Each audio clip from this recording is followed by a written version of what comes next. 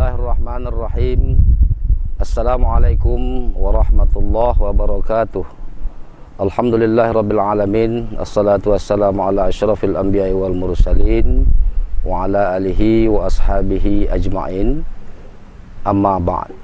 Pemirsa Dumai Television yang dirahmati oleh Allah, bersyukur kita kepada Allah Subhanahu wa taala atas segala nikmat dan rahmat, taufik dan hidayah serta inayahnya, sehingga kita dapat melakukan sebuah pengkajian tentang kepemimpinan dalam Islam.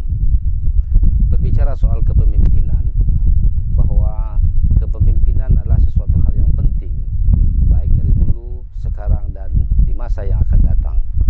Demikian pentingnya soal pemimpin, maka Rasulullah SAW dalam sebuah hadisnya menyatakan bahwa setiap kamu adalah pemimpin, dan setiap pemimpin itu akan diminta pertanggungjawabannya oleh Allah Subhanahu wa taala. Kullukum ra'in wa kullukum mas'ulun ar-ra'iyah. Saudara-saudara yang berbahagia, kepemimpinan adalah sebuah seni dalam melakukan perbaikan dan kemajuan bagi masyarakatnya. Oleh sebab itu, salah satu syarat yang dituntut untuk menjadi pemimpin adalah lebih baik dari segi ilmu pengetahuan maupun dari sisi akhlakul karimahnya.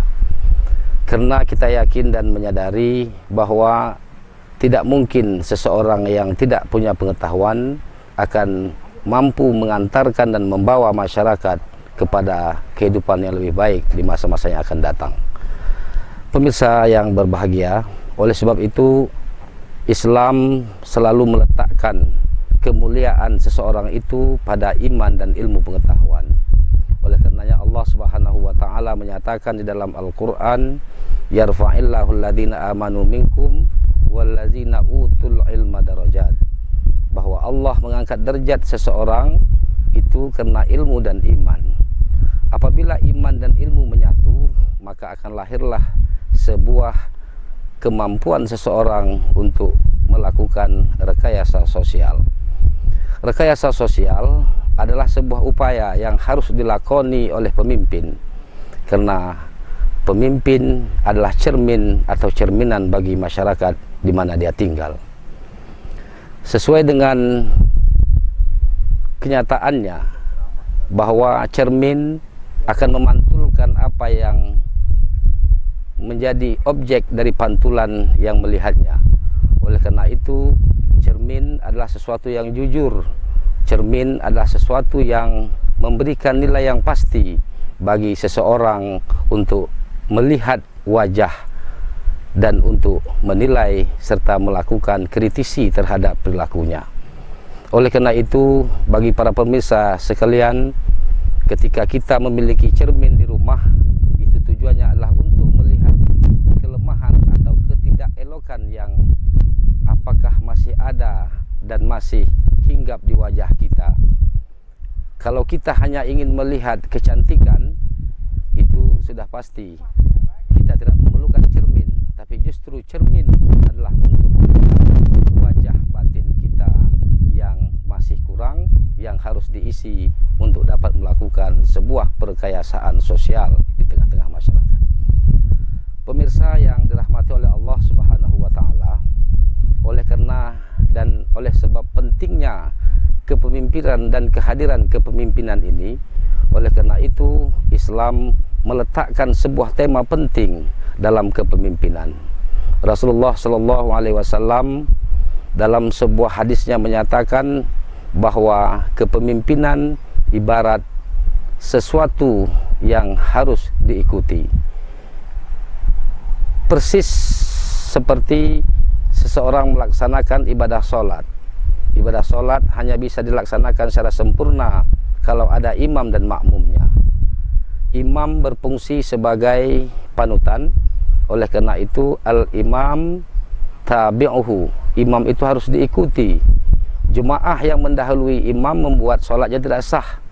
Demikian juga ketika seseorang melebihi dan mengikuti kebijakannya tanpa harus didahului dan dimusyawarahkan bersama pemimpin, ini akan membuat sebuah keadaan menjadi tidak baik.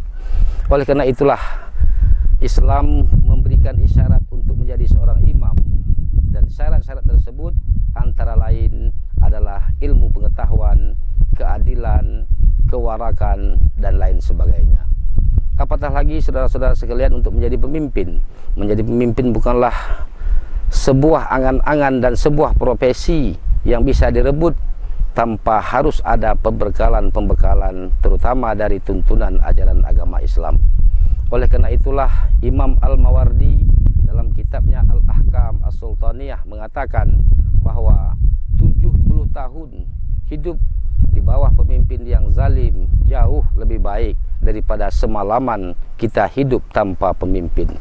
Oleh karenanya juga di dalam sebuah hadis Rasulullah dikatakan bahwa ada 7 golongan yang Allah akan menaungi ketika pada hari itu tiada naungan kecuali naungan Allah, yang antara lain adalah Al-Imamul Adil, adalah pemimpin yang adil. Keadilan adalah sebuah tema yang dijadikan oleh masyarakat sebagai harapan yang belum pernah wujud dalam sebuah kenyataan. Apa sih sesungguhnya yang dimaksud dengan adil? Al-adil dalam Islam bermakna at-tawasud bainal amrain, adalah mengambil sikap tengah di antara dua pertentangan, tidak terlalu ke kiri dan tidak terlalu ke kanan. Oleh karena itu Al-Quran mengistilahkan umat Islam itu adalah umat yang wasat, artinya umat yang tengah, yang akan tampil menjadi wasit. Di dalam bahasa Indonesia terambillah kata wasit. Wasit itu adalah orang yang tidak memihak di antara dua pihak yang sedang bertanding. Sifat keadilan adalah sifat yang harus mencerminkan sikap tengah. Pada hari ini realitas sosial kita membuktikan ketika ada pilihan-pilihan untuk pemimpin, baik dalam skala nasional maupun skala lokal, terkadang akan diganggu oleh adanya dengan istilah tim sukses. Padahal tim sukses, pendukung, dan apapun namanya, itu hanya ada ketika seorang pemimpin belum terpilih.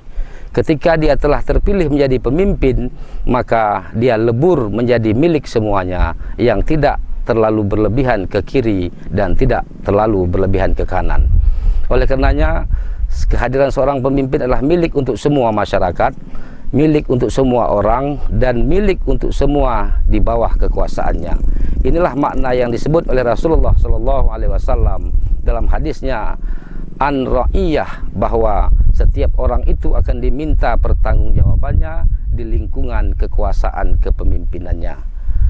Pemirsa yang dirahmati oleh Allah, oleh karenanya untuk memilih pemimpin, masyarakat juga dan jemaah juga perlu cerdas.